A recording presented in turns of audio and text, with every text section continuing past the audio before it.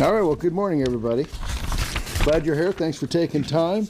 We certainly want to express and share with you some of the successes we've seen in the last couple of years. I want to begin by thanking senators that have joined me today.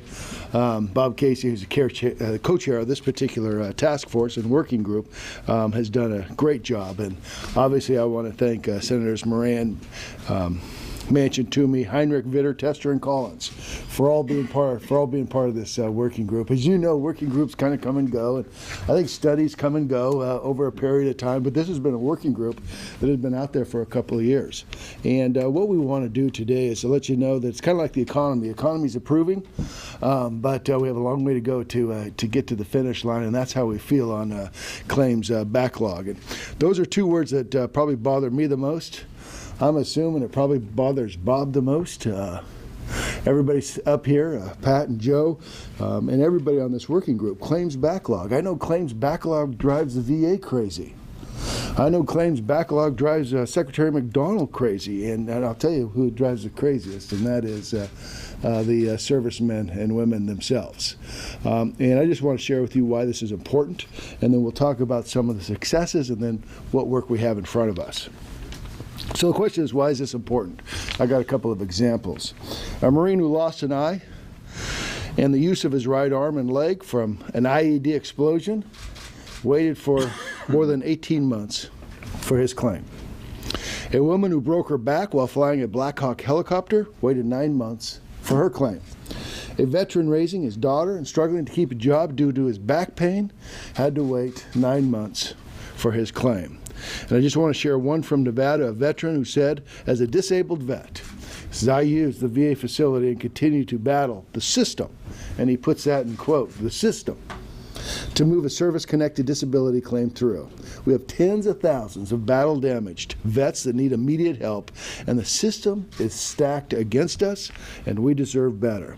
So I am sure that everybody standing in front of you today, whether it's through town hall meetings back in their state, letters, faxes, telephone calls, will tell you that veterans are concerned about this issue, and that's why we're in front of you today.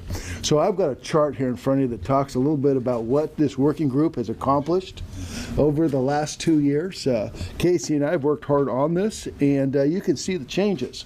Changes were the backlogs, with the actual number of claims, and also the amount of time it takes to move these claims forward. And you can see that there are some successes.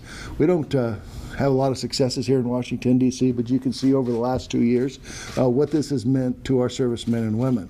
And I'm pleased. We have literally cut the backlog, both the time and the claims themselves, in half over the last couple of years, and the goal is to cut it in half again.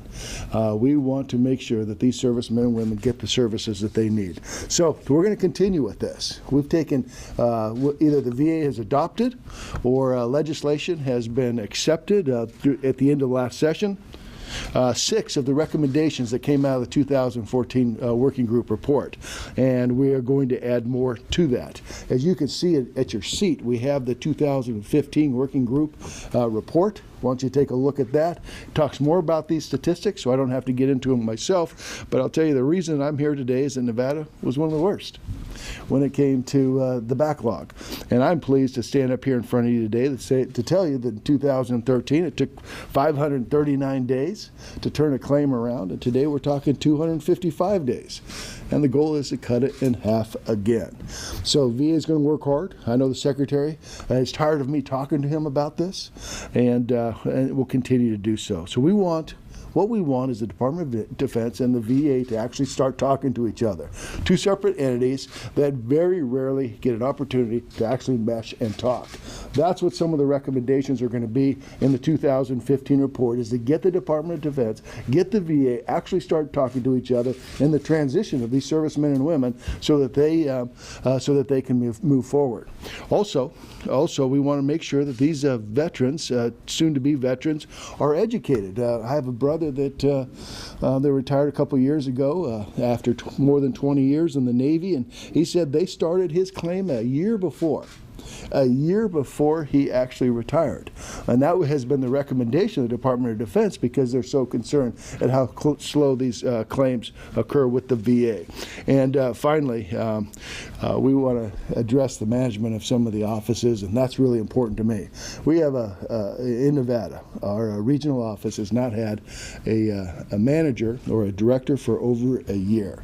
And you have to wonder, how does an office continue to move forward? So those are some of the issues that we're going to touch, we're going to discuss, and in the work package you can see that there are some real recommendations of moving that forward. So having said all that, I'm pleased to be here with these senators that are as eager as I am to fix this problem and continue to fix this problem.